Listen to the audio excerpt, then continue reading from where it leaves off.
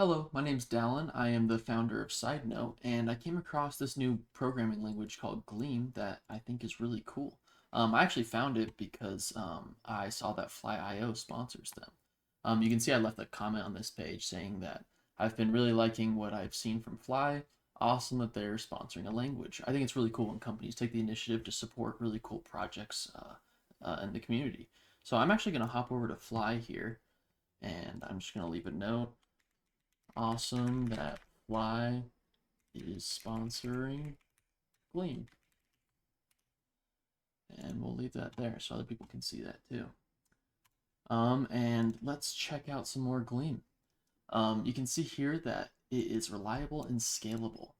Running on the battle-tested Erlang virtual machine that powers planet-scale systems such as WhatsApp and Ericsson, Gleam is ready for workloads of any size. That's a pretty big deal. WhatsApp is a massive application. I'm not as familiar with Ericsson. But that said, I know that the Erlang VM is currently used by quite a few companies and growing with Elixir and Erlang. And I know it handles connections really well, and it's able to do a lot of concurrent tasks. Let's see.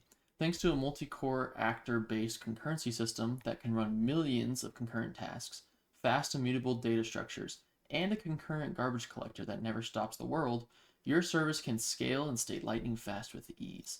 Wow, so millions of concurrent tasks, sure. And then a concurrent garbage collector that never stops the world. That's nice because, it's always a concern with garbage collected languages that, the garbage collector needs to take cycles off the CPU to be able to actually go and clean up your memory.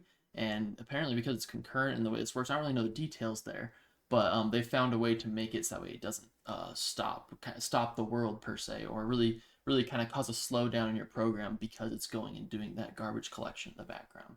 So hopefully we'll learn a little bit more about that. The next section says that they are here to help.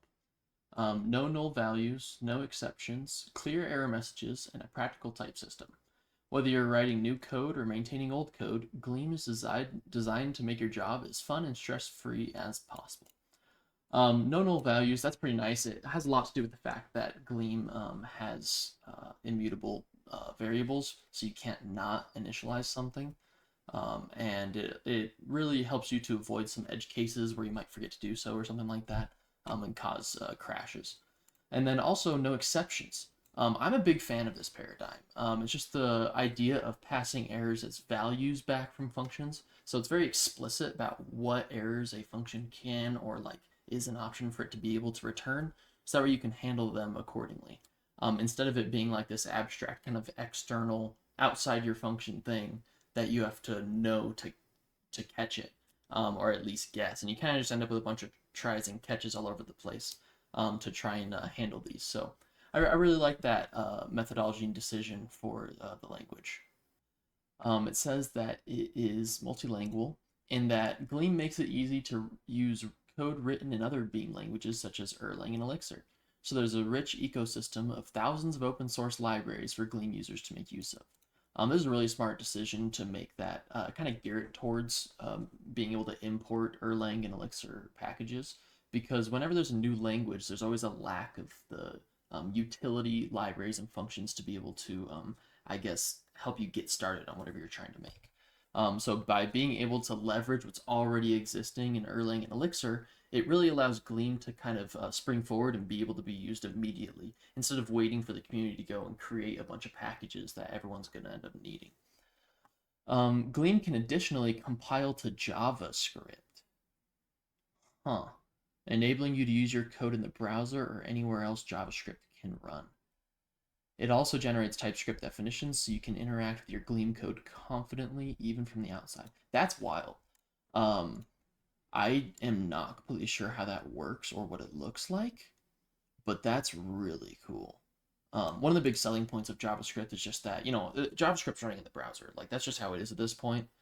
Good luck changing it. Yeah, I mean, there's some attempts, but yeah, it's JavaScript is pretty thoroughly in there. But if Gleam can compile to JavaScript, that's really cool because that means that now you can use Gleam both on your front end and your back end, and make it a unified experience there for your developers. So that's really cool. I'm not sure how that works, and I'm curious what that actually looks like in implementation, especially with this generating TypeScript definitions. which effectively sounds like you can, yeah, interop with your TypeScript code, which is really cool. And it also makes it like consistent contract because it's I assume that these are they're generated, so like yeah, they'll stay up to date with whatever your current Gleam code is. This is really cool. We're gonna have to look into that some more. From their front page, you can see that they're saying that Gleam is a friendly language for building type-safe systems that scale, and it has the power of a type system, the expressiveness of functional programming, and the reliability of the highly concurrent, fault-tolerant Erlang runtime with a familiar and modern syntax. This is really cool because I really like the style of functional programming where you're basically just taking your data, mutating it with these chained functions. But that said, most functional programming languages are not strongly typed, and I prefer strongly typed languages for my applications because it allows me to keep strong contracts between functions and be able to refactor more easily because it just tells me everything where it's having an issue. So really excited about this to check it out some more. You can see that Gleam is ready when you are. Gleam comes with a compiler, build tool, formatter, editor integrations, and package manager all built in. So creating a Gleam project is just running Gleam new.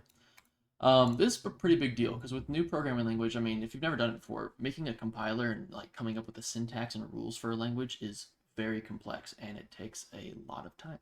And on top of that, you have this whole nother world tool of making it a good developer experience to actually work with.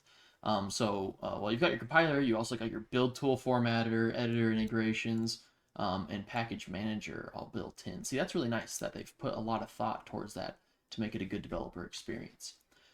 As part of the wider Beam ecosystem, Gleam programs can use thousands of published packages, whether they are written in Gleam, Erlang, or Elixir.